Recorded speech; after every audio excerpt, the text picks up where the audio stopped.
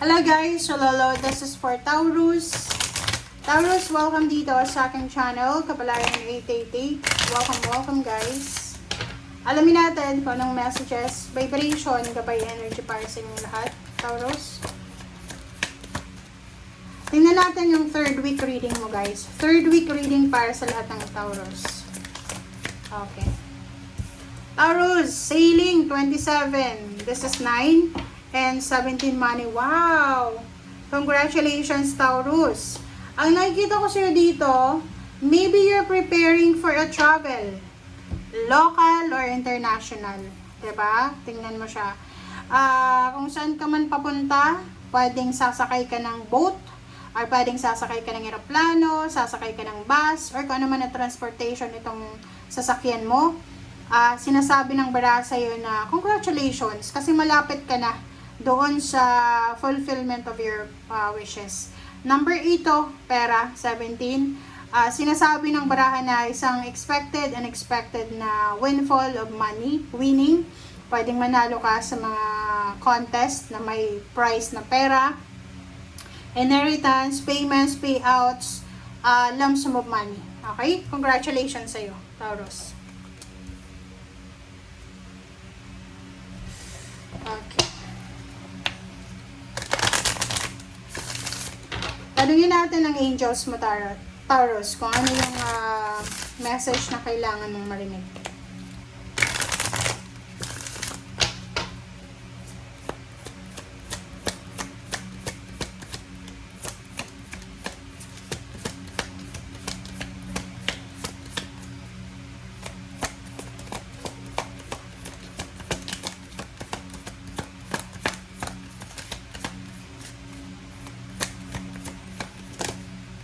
Okay, from Raya. Okay, from Angel Raya, sabi ng bara sa'yo dito na yoga and exercise. Importante daw sa'yo, Taurus, para sa katawan mo. So, huwag mong kakalimutan na mag-exercise, mag-relax.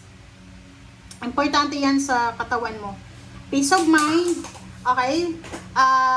Unahin mo sa linggong ito yung peace of mind mo and spiritual connection. Okay, so magsimba, spend time with God, spend time with yourself, mag-relax. Yun yung message sa'yo ni Raya. Okay.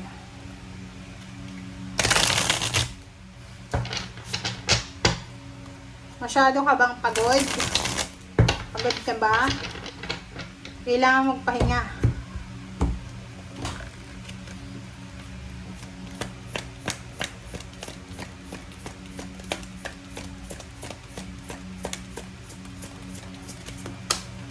Okay, 8 of Earth. Yun. Ang galing naman. So, meron ditong Taurus na pwede kayong pwedeng ma-promote ka. There's a rewards or awards na posibleng matanggap mo dahil sa job well done. Nakikita ko sa'yo dito na pwedeng yung iba sa inyo makakapag-desisyon ka na bumalik sa pag-aaral. Or pwedeng simula ngayong linggo ay magte-training ka. Skills training.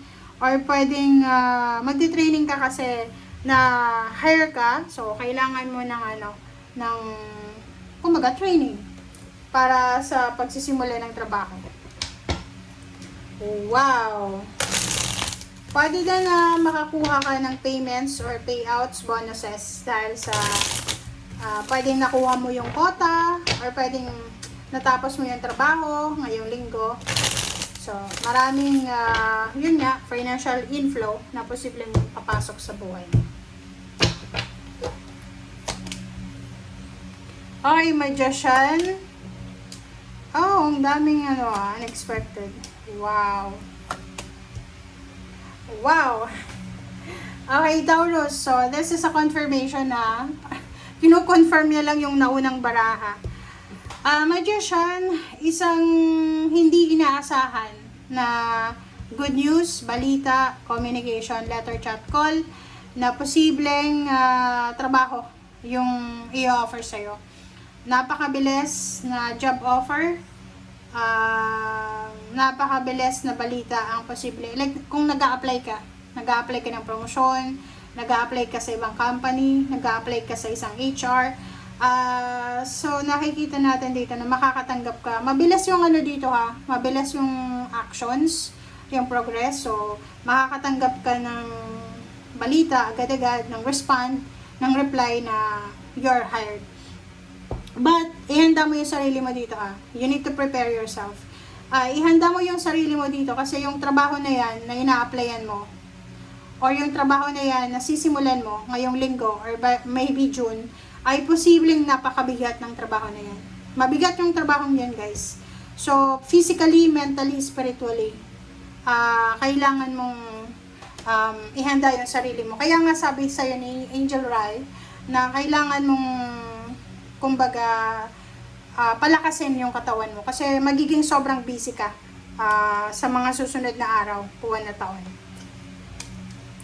Okay, 6 of Pentacles, 5 of Wands, Ace of Cups. Okay, ang problema lang dito guys, there's a problem here. Ang problema lang dito, meron ka na kailangan na pera. Like support, financial support. Siguro ito ay papunta sa ibang bansa. Papunta ka ba ng ibang bansa? Kailangan mo ng pera, like placement fee or whatever man. Kasi ang nakikita ko sa'yo dito, kailangan mo ng financial support. Ang problema is wala ka na mga tao. Walang mga tao sa paligid mo na gusto kang suportahan. It's because maybe kaaway mo silang lahat, yung pamilya mo pwedeng kaaway mo. And nakikita ko sa'yo dito na you feel betrayed. Parang feeling mo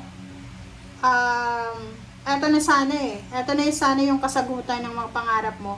But the problem is parang merong sagabal, kumbaga ganun, merong sagabal para talaga maging masaya ka. Another here, kung nag-a-apply ka pa lang ng trabaho, nag-a-apply ka pa lang, sinasabi ng bara sa'yo na yun, ihanda mo yung sarili mo. First timer ka ha, pwedeng first time mo mag-apply. Ihanda mo yung sarili mo kasi marami kang magiging kakompetensya talaga. Kasi maraming individual ngayon na walang trabaho. So, kung mag-a-apply kayo sa HR, talagang marami kayong makakasabay na nag-a-apply. A Strength card and 8 of Swords, tapos the Sun. So, dito guys, sinasabi ng bara sa'yo na magpakatatag ka daw. Okay? Whatever man na ginagawa mo sa linggong ito, you need to be strong. Huwag kang masyadong mag-overthink. Okay? Yun yung problema sa'yo sa gabi pa naiisip mo negative yung mindset mo, hindi ka nakakatulog. Ang nakikita ko sa'yo dito, nakakatulog ka sa gabi kasi pagod na pagod ka sa umaga. Sa trabaho man or ano pa man. Pero, nagigising ka ng like 3 a.m., 4, 5, ganon.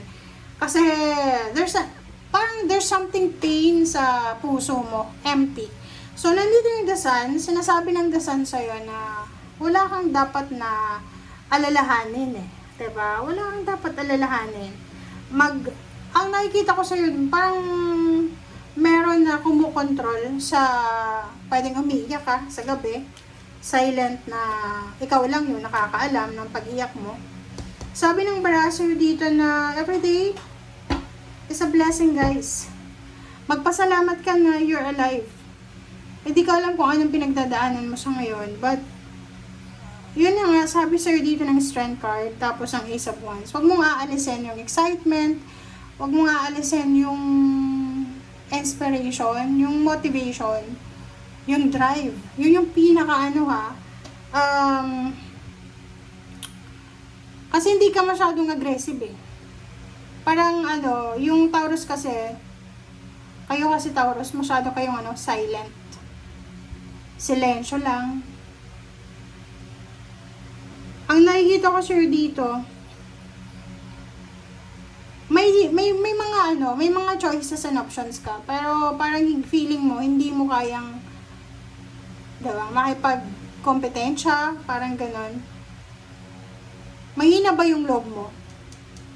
Kasi ang nakikita ko sir dito, yung Ace of Wands at King of Swords, sinasabi ng barahan na sa panahon ngayon, kailangan alisin mo yung hiya-hiya na yan. Ang Ace of Wands, guys, ito yung fire sign energy. Aggressive yan eh. Kailangan mong maging aggressive. Kailangan mong alisin yung hiya na yan. Aggressive ka. Huwag kang matatakot. Kaya mo ang lahat. Diba? Wow. Mix yung messages mo. Mix yung messages mo, pero I feel something here na empty.